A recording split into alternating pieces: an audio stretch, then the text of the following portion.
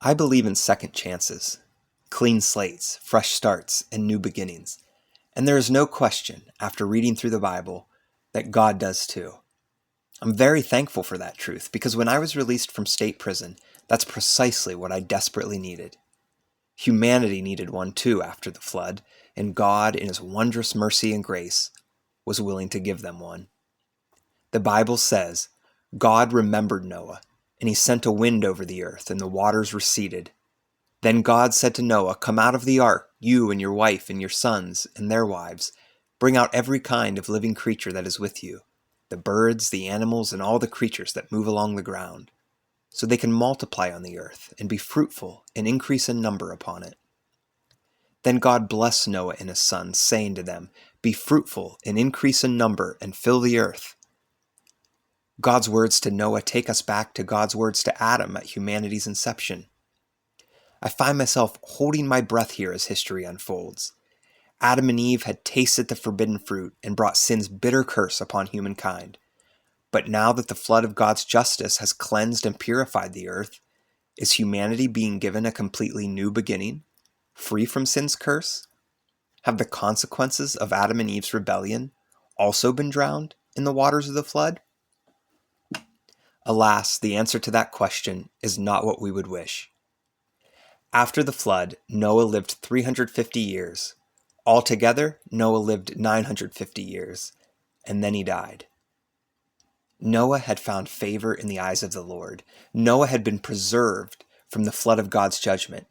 Noah had been chosen to continue the story of the human race. But sin's curse still remained. Death still reigned supreme in the end. When I was released from state prison on February 16th, 2019, in some ways, I was given a second chance, a fresh start, a new beginning. I could be with my family again. I could rebuild my reputation and get a job. I could eat my wife's delicious home-cooked meals. I could laugh and play and be happy again. I was outside the barbed wire fences. I was free again. But after a few visits from the parole officer, dozens of sessions in a mandatory treatment program, several scheduled visits to the police barracks, and one massive confrontation with my crushed hopes and dreams, I quickly realized my clean slate was not as clean as I had hoped. My fresh start was not as fresh, and my new beginning was not as new. In the eyes of the world, I was a felon, a messed up sex offender, and I always would be. There's a vitally important lesson for me and for all of us in what I just described. The consequences of rebelling against God's kingship cannot be escaped.